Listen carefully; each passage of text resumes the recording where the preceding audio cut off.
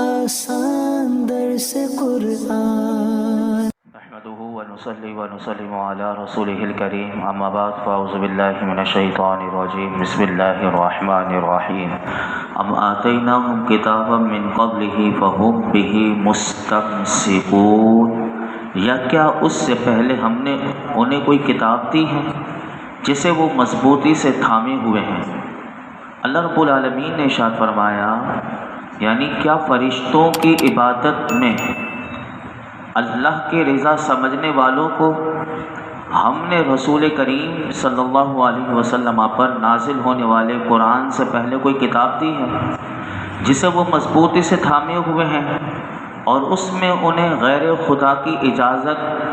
عبادت کرنے کی اجازت انہیں دی گئی ہو، جسے وہ آپ کے سامنے محبوب دلیل کے طور پر پیش کر رہے ہیں؟ فرمایا ایسا بھی نہیں، کیونکہ عرب شریف میں قرآن کریم کے سوا کوئی اللہ کی کتاب نہ آئی، اور کسی کتاب میں بھی، کسی کتاب الہی میں کفر کی اجازت ہو سکتی بھی نہیں۔ یہ باطل ہے، اور ان لوگوں کے پاس اس کے سوا کوئی حجت نہیں ہے۔ پھر ارشاد فرمایا کہ بل قولوا انا وجدنا آباءنا علی امۃ وانا علی آثارہم مہتدون، بلکہ انہوں نے کہا کہ ہم نے اپنے باپ دادا کو ایک دین پر پایا اور ہم ان کے نقش قدم پر ہی راہ پانے والے ہیں۔ فرمایا ان کے پاس کوئی عقلی نقلی، عقل سے یعنی عقل والی دلیل بھی ان کے پاس نہیں، نقل والی دلیل یعنی پیچھے سے اگر کوئی کتاب میں ہو یا جس نے کہا ہو، جہاں لکھا ہو، فرمایا ان کے پاس کوئی عقلی نقلی دلیل نہیں، بلکہ وہ اس بات کا اعتراف کرتے ہیں کہ فرشتوں کی عبادت کرنے کی ان کے پاس صرف یہ دلیل ہے کہ ہم نے اپنے باپ دادا کو ایک دین پر پایا، اور ہم آنکھیں بند کر کے بے سوچے سمجھے ان کی پیروی کرتے ہیں۔ یعنی ان کفار و مشرکین کے نظریات کو دیکھیں تو اس آیت سے یہ معلوم ہوا کہ شریعت کے مقابلے میں باپ داداؤں کے رسم و رواج کی پابندی کرنا یہ بدترین جرم ہے، بدترین یہ جرم ہے۔ اور آج کل بعض مسلمان ایسے بھی ہیں کہ اگر آپ انہیں دیکھیں گے کہ شادی بیاہ میں یا موت کے وقت جو میت والا گھر ہوتا ہے تو اس میں ایسی ناجائز رسومات کی جاتی ہیں، صرف اپنے پرانے باپ داداؤں کی پیروی میں مضبوطی سے وہ پکڑے ہوئے ہیں، اور ان کا جواب بھی ایک ہی ہوتا ہے، ہمیں نہ سکھاؤ، ہم نے یہ پیچھے ہی ہم نے اپنے باپ دادا سے سیکھا ہوا ہے، کہ وہ شریعت کی بات سننے کے لیے تیار نہیں ہوتے۔ ایسے لوگوں کو اللہ ہدایت اور عقل سلیم عطا فرمائے۔ آگے سنیے، فرمائے وَكَذَلِكَ مَا أَرْسَلْنَا مِن قَبْلِكَ فِي قَرْيَةٍ مِّن نَذِيرٍ إِلَّا قَالَ مُتْرَفُوهَا إِنَّا وَجَدْنَا آبَاءَنَا عَلَىٰ أُمَّةٍ وَإِنَّا عَلَىٰ آثَارِهِم مُقْتَدُونَ قَالَ أَوَلَوْ جِئْتُكُم بِأَهْدَىٰ مِمَّا وَجَدتُّمْ عَلَيْهِ آبَاءَكُمْ قَالُوا إِنَّا بِمَا أُرْسِلْتُم بِهِ كَافِرُونَ فَانتَقَمْنَا مِنْهُمْ فَانظُرْ كَيْفَ كَانَ عَاقِبَةُ الْمُكَذِّبِينَ۔ اور ایسا ہی ہم نے تم سے پہلے جب کسی شہر میں کوئی ڈر سنانے والا بھیجا تو وہاں کے خوشحال لوگوں نے یہی کہا کہ ہم نے اپنے باپ دادا کو ایک دین پر پایا اور ہم ان کے نقش قدم ہی کی پیروی کرنے والے ہیں۔ نبی نے فرمایا، کیا اگرچہ میں تمہارے پاس اس سے بہتر دین لے آؤں جس پر تم نے اپنے باپ دادا کو پایا ہے؟ انہوں نے کہا کہ جس کے ساتھ تمہیں بھیجا گیا ہے ہم اس کا انکار کرنے والے ہیں، تو ہم نے ان سے بدلہ لیا، تو دیکھو جھٹلانے والوں کا کیسا انجام ہوا۔ یہ 3 آیات کا مختصر خلاصہ یہ ہے کہ اللہ تعالیٰ نے اپنے محبوب کو تسلی دیتے ہوئے کہ حضور انہیں سب بتا رہے ہیں، لیکن وہ کیا کرتے تھے، وہ سامنے سے وہ ایسی دلیل دیتے تھے کہ جس کی کوئی یعنی کہ بے سروپا دلیل دیتے تھے۔ تو اللہ تعالیٰ نے اپنے محبوب کو تسلی دیتے ہوئے ارشاد فرمایا، پیارے حبیب صلی اللہ علیہ وسلم اپنے باپ دادا کی اندھی پیروی کے علاوہ شرک کی کوئی دلیل نہ دے سکنا اور صرف آپ کی قوم کے کفار کا ہی یہ خاصیت نہیں، ان کا ہی خاصہ نہیں، بلکہ ہم نے آپ سے پہلے جب بھی کسی شہر میں اللہ کے عذاب سے کوئی ڈر سنانے والا ہم نے نبی بھیجا تو وہاں کے جو مالدار طبقہ تھا، فرمایا خوشحال لوگ جو تھے، انہوں نے اللہ کے نبیوں کو یہی کہا کہ ہم نے اپنے باپ دادا کو ایک دین پر پایا، ہم ان کے نقش قدم کی پیروی کرنے والے ہیں۔ تو اس سے معلوم ہوا کہ باپ دادا کے اندھے بن کر پیروی کرنا یہ کفار کا پرانا مرض ہے، اور انہیں اتنی بھی تمیز پھر یہ ختم ہو جاتی ہے کہ کسی کی پیروی کرنے کے لیے یہ دیکھ لینا تو ضروری ہے کہ وہ خود سیدھی راہ پر ہو۔ اب آج بھی آپ دیکھیں کہ یہ فرقہ واریت میں بھی جن لوگوں کو آپ دیکھیں تو وہ بھی اندھے بن کر پھر کسی کی پیروی کرنا شروع کر دیتے ہیں۔ اللہ نے عقل دی ہے، سوچ سمجھ پھر اس کی پیروی کر کہ اگر وہ سیدھی راہ پر ہے بھی یا نہیں، یا تجھے بھی وہ راستے سے بھٹکا دے گا، تو یہ بھی انسان کو غور کرنا چاہیے۔ چنانچہ اللہ نے فرمایا اپنے محبوب سے کہ جب کسی نبی سے فرمایا گیا کہ اپنی قوم کے کفار سے کہیں کیا تم اپنے باپ دادا کے دین پر ہی چلو گے، اگرچہ میں تمہیں اس سے بہتر دین تمہارے سامنے لے کر آؤں کہ جس پر تم نے اپنے باپ دادا کو پایا، تو انہوں نے پتہ ہے کیا جواب دیا؟ قرآن بتاتا ہے کہ انہوں نے یہ جواب دیا اللہ کے نبیوں کو، جو بھی نبی آئے، کہ جس دین کے ساتھ تمہیں بھیجا گیا ہے ہم اس کا انکار کرنے والے ہیں، اگرچہ تمہارا دین حق اور ثواب پر ہو، مگر ہم اپنے باپ دادا کا دین چھوڑنے والے نہیں، چاہے وہ کیسا ہی ہو۔ اس پر پھر یہ کیونکہ یہ تو اتنے ضدی اور ان کے کالے پن کے یعنی ان کا دل اتنا سخت ہو چکا ہے، تو فرمایا اس پر اللہ نے یہ جواب دیا کہ جب یہ اپنے شرک پر ہی ڈٹے رہے تو ہم نے رسولوں کے نہ ماننے والے اور انہیں جھٹلانے والوں سے ہم نے بدلہ دیا۔ اے کافروں، تم دیکھ لو کہ جھٹلانے والوں کا کیسا انجام ہوا۔ یہاں پر ایک بات بڑی قابل غور ہے کہ یہاں ان 3 آیات میں اگر آپ دیکھیں تو یہ جواب کون دیتا تھا؟ یہ خوشحال اور مالدار طبقہ جواب دیتا تھا۔ تو یہاں سے علماء کہتے ہیں یہ بات معلوم ہوئی کہ خوشحال اور مالدار کفار کے طرز عمل سے یہ معلوم ہوا کہ مال و دولت کی کثرت، دنیا کی رنگینیوں اور عیش و نشاط کی وجہ سے انسان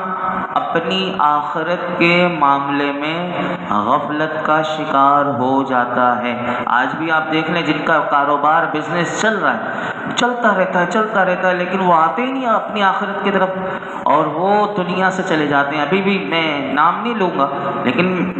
ہم گزرتے ہیں تو دیکھتے ہوئے گزرتے ہیں کہ بڑھاپا آ گیا لیکن وہ مسجد کی طرف نہیں آ پائے، لیکن دنیا سے چلے گئے۔ اتنا اچھا بزنس بھی چل رہا تھا۔ تو یہ جو ہے نا،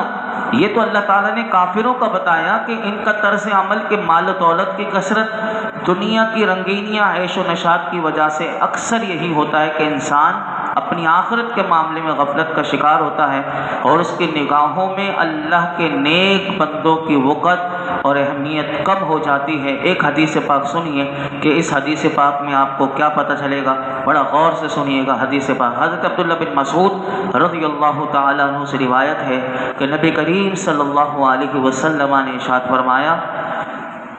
کہ ان لوگوں کا کیا حال ہے، یہ ہم سب نے غور کرنا ہے کہ کہیں ہم تو اس میں مبتلا نہیں۔ اس حدیث پاک میں بڑا غور کیجئے گا، یہ معجم کبیر میں یہ حدیث پاک موجود ہے کہ میرے آقا نے فرمایا ان لوگوں کا کیا حال ہے کہ جو دولت مندوں کی عزت کرتے ہیں اور عبادت گزاروں کو حقیر سمجھتے ہیں،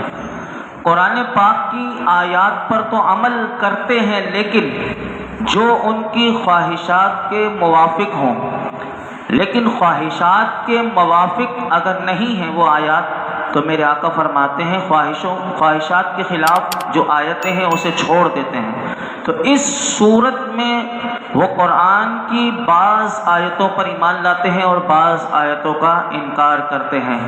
اور اس چیز کو حاصل کرنے کی کوشش کرتے ہیں جو انہیں بغیر محنت کے حاصل ہو جائے،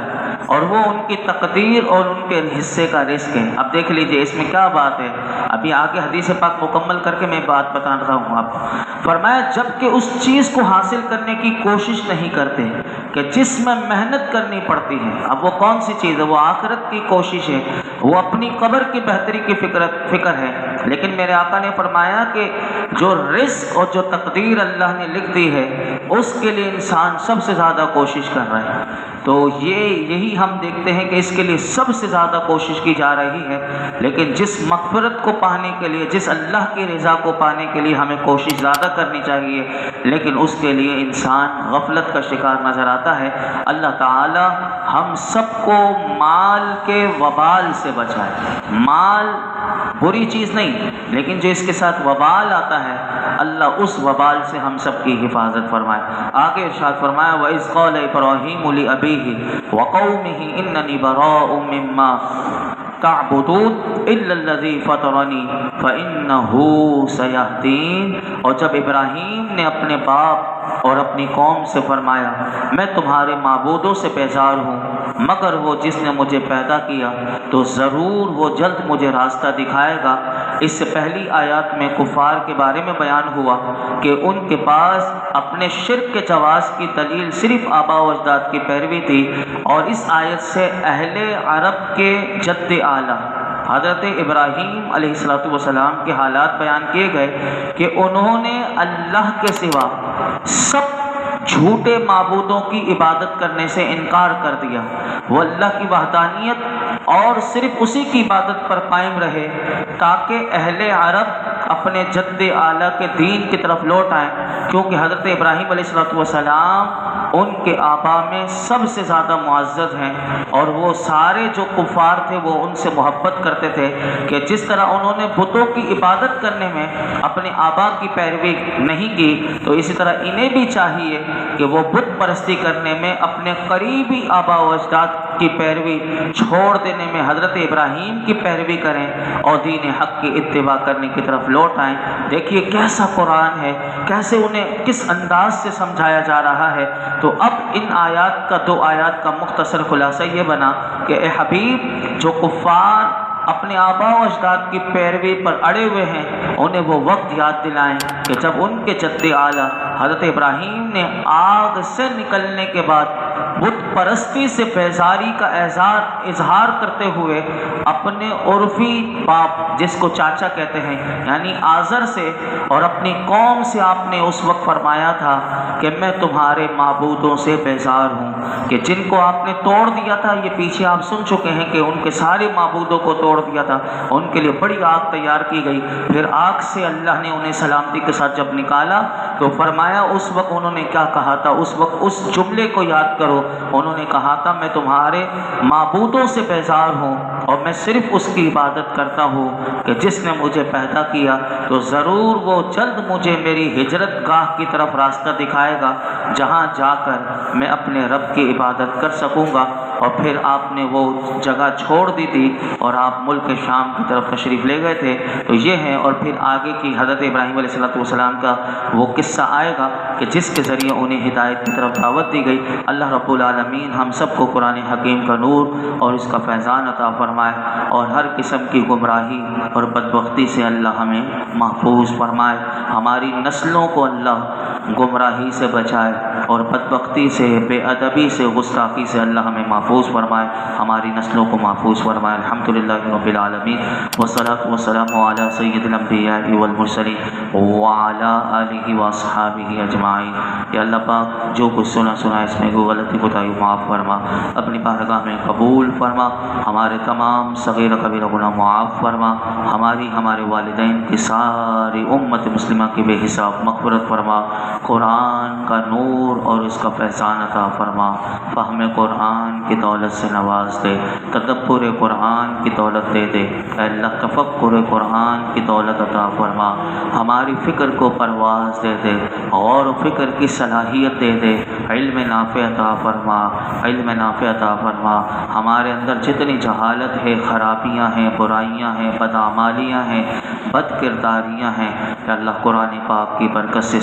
ساری برائیاں ہم سے دور کر دے، ساری برائیاں دور کر دے، ہم سب کو حقیقتاً نیک بنا، پرہیزگار بنا، اپنی پسند کا بندہ بنا، اپنے محبوب کی پسند کا بندہ بنا، حضور کی نگاہ کرم دے دے، حضور کی کامل اتباع اور اطاعت کی توفیق عطا فرما۔ یا اللہ حضور جو پیارا دین لے کر آئے ہیں، اس دین پر ہمیں صحیح معنوں میں چلنے کی توفیق عطا فرما، شریعت کے احکام کی پابندی کرنے والا بنا دے۔ اے اللہ ہر برائی ہر گناہ سے بچا۔ آج تک جتنے دعائیں کی ہیں آئندہ کریں گے سب دعاؤں کو قبول فرما۔ یہ جتنے حاضرین موجود ہیں اللہ درس قرآن کی برکت سے سب کی جھولیوں کو بھر دے۔ وصلی اللہ تعالی علی خیر خلقہ محمد وعلی آلہ وصحبہ اجمعین۔